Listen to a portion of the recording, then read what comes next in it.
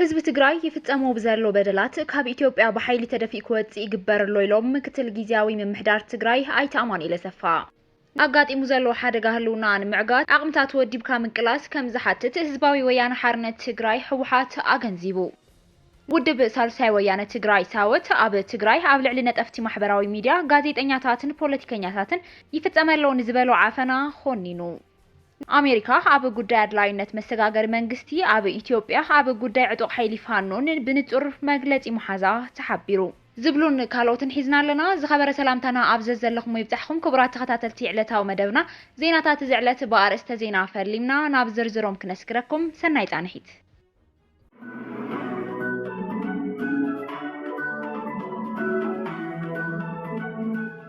ህዝብ ትግራይ ይፍጸሙ በዘሎ በደላት ካብ ኢትዮጵያ በኃይል ተደፊእ ክወጽእ ይግበረሎ ኢሎም ምክትል ጊዜያዊ ምምሕዳር ትግራይ ኣይተ ኣማኑኤል ኣሰፋ ኣብ ትግራይ ኣብ ዝተፈላለያ ከተማታት በማሕበረሰብ ትምህርቲ ሰላማዊ ሰልፊ ተኻይዱሎ መንግስቲ ፌደራል ኢትዮጵያ ኣብ ልዕሊ መምህራን ክልል ትግራይ ኣንቢርዎ ዘሎ ክልከላ በጀት ዝኹንን ሰላማዊ ሰልፊ በማሕበረሰብ ትምህርቲ ትግራይ ኣብ ከተማ መቐለ ዓድዋ ዓዲግራት ውቕሮን ካልኦት ከተማታትን ሰላማዊ ሰልፊ ከም ዝተኻይደ ተረጋጊጹ እቶም ናብ ሰልፊ ወጽኦም ዘለው መምህራን ተምሃሮን ካልኦት ማሕበረሰብ ትምህርቲ ትግራይ ሰብአዊ መሰል ህፃናት መምህራን ተምሃሮን ትግራይ ይከበር ህፃናት ትምህርቲ ናይ ምርካብ መሰሎም ይተሓለው ሰላም መሰረት ትምህርቲ እዩ ውዕሊ ፕሪቶሪያ ይተግበር ትምህርቲ ንሰላም ሰላም ንትምህርቲ ዕጽዋት ትምህርቲ ዳግም ጥንተት እዩ ውዝፍ መሃያ መምህራን ይከፈል ተመዛበልቲ ናብ መረበቶም ህፃናት ናብ ትምህርቶም ዝብሉን ካልኦት ጭርሖታትን በመምህራንን ተምሃሮን ይንጸባረቁ ከም ዘለው ተፈሊጡ ክልከላን ዕጽዋን በጀት ንመስርሕ ንመቅጻዕ ህዝቢ ትግራይ ናይ ምድንቋር ናይ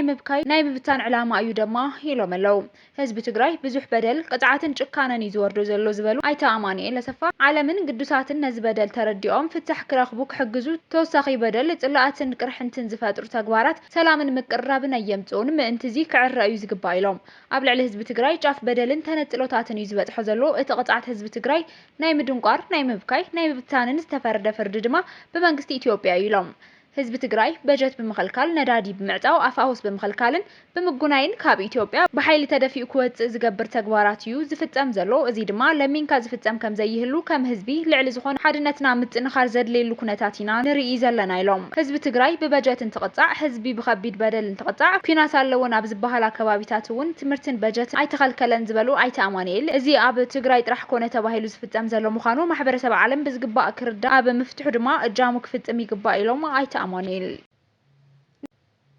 ኣጋጢሙ ዘሎ ሓደጋ ህልውና ንምዕጋት ዓቅምታት ወዲብካ ምንቅላስ ከም ዝሓትት ህዝባዊ ወያነ ሓርነት ትግራይ ህወሓት ኣገንዚቡ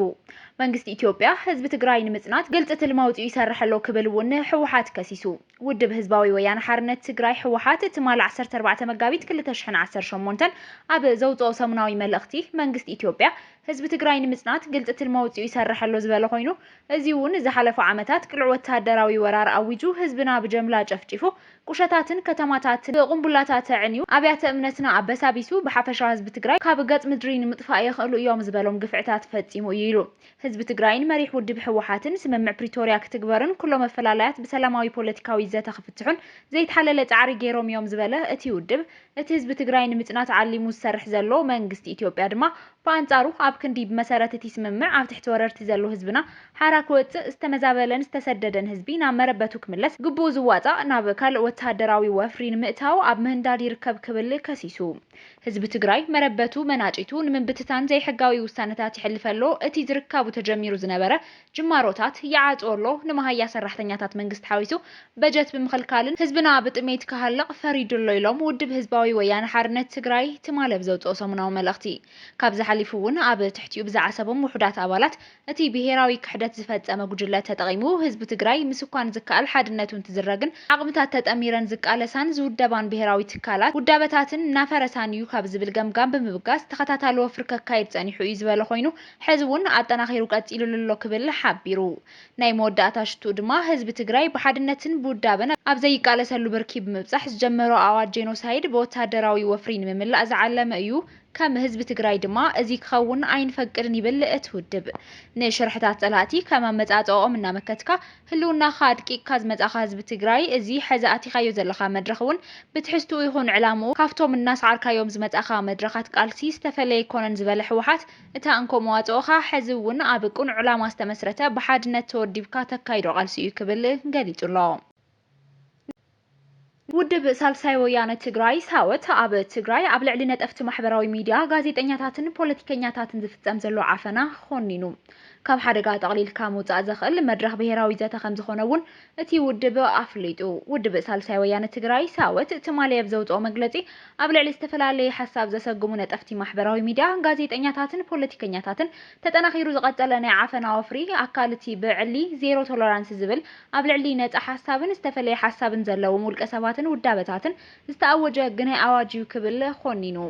ትግራይ ካብ ዝኾነ ግዜ ንላዕሊ ዝተፈላለዩ ሓሳባት ዘተኣናግድ ፖለቲካዊ ሃዋህው ክህልዋ ኣብ እትጠልበሉ ግዜ ከም ንርከብ ዘማት ኣይኮነን ዝበለ እቲ ውድብ ሓሳባት ብሓይሊ ንምቁፅጻር ዝግበር ሓደገኛን እከይን መንገዲ ዝመረፀ ሓይሊ ሕወሓት ከቢድ ጥፍኣት ይፍጽም ከም ዘሎን ጽባሕቲ ሓታቲ ከም ዝኸውንን ሳልሳይ ወያነ ትግራይ ይኣምን ኢሉ ካብ ሓደጋ ጠቕሊልካ ምጥፋእ ዘውፅእ መፍትሒ ንምንዳይ ብሄራዊ ምርዳእ ዝፍጠረሉ መድረኽ ብሄራዊ ዘተ ኣብ ዝጠልበሉ እዋን ብጠበንጃ ኣብ ስልጣን ዝተኾየጠ ሓይሊ ነዚ ዕድል ዓፂዩ ደቂ ብሄረ ትግራይ ተዛትዮም መዋፅኦ ኸናድዩ ሓኒቑ ሒዙ ይርከብ ክብል እውን ከሲሱ ንብሄራዊ ሓልዮትን ናይ ሓሳብ ቃልሲ ዝገበሩ ጉዱሳት ደቂ ትግራይን ኣብ ምህዳን ይርከብ እቲ ሓይሊ ዝበለ እቲ ውድብ ከም ውፅኢቱ ቀሊል ዘይበሃል ሓይሊ ሰብና ፈቅዶ ስደትን ተስፋ ኣልቦነትን ተሳጢሑ ይርከብ ዝበለ ኮይኑ ሕዚ እውን ዝተፈላለየ ሓሳብ ብምስጓምን ኣብ ዝመረፅዎ ፖለቲካዊ ውዳበ ኮይኖም ንዝቃለሱ ዘለው ተጋሩ ዝኣስርን ዝጨውን ዘሎ ሓይሊ እዚ ተግባር ብህፅፅ ደው ከብል ይግባእ ክብል ኣተሓሳሲቡ ፈቅዱ ይእሰሩ ዘለው ደቂ ብሄረ ትግራይ ኩነታቶም ከም ዝከታተሎን ኣብ ጎኒ ተበደልቲ ወገናት ደው ከም ዝብልን ደጊመ ከረጋግጽ ይደሊ ዝበለ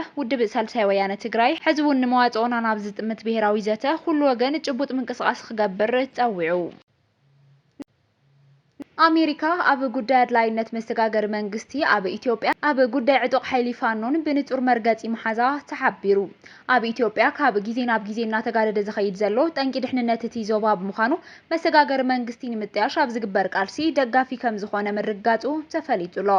ኣብ ኣሜሪካ ዝርከቡ ዲያስፖራ ኢትዮጵያውያን ብፍላይ ኣምሓሩ ዕላዊ ከም ዝገበርዎ ቅድሚ 2 ሰሙን ኣብ መብዛሕትአን ሃገራት ኣውሮፓን ኣሜሪካን ዘተካይዶም ከም ዝነበሩ ብምሕባር ንዕድጊት ፀረ ሰብ ኣልቦ ነፈርቲ ሓዊሱ ሓድሽ ስምምዓት ሓይሊ ኣየር ከብፅሕ ዝኽእል ስትራቴጂካዊ ዝርርብ ከም ዝገበሩ ኣፍሊጡ ጎናጎኒ ትልዝብ እቲ ብሰፊሑ ክዝረብ ዝጸንሐ ጉዳይ ህላዊ ሓይሊ ፋኖ ማለት እውን ኣሜሪካ ኣብ ልዕሊ ሳልሳይ ደረጃ ዝርዝር ግብረ ራዕዳዊ መዲባቶ ዝብል ወረ ብሄራዊ ምንቅስቃስ ፋኖ ኣምሓራ ብደብዳቤን ብወከልቱ ነቢሉ ንጹር መብርሂ ካብ ኣሜሪካ ንምርካብ ምሕታቱ ዘዘኻኸሩ እቶም ኣባላት ዲያስፖራ በዚ እውን ምስ ዝምልከቶም ሰበስልጣን ኣሜሪካ ንቅድሚት ኣብ ዘካይድዎ ሰፊሕ ዘተ እኹል መብርሂ ከም ዝተወሃቦም ኣፍሊጦም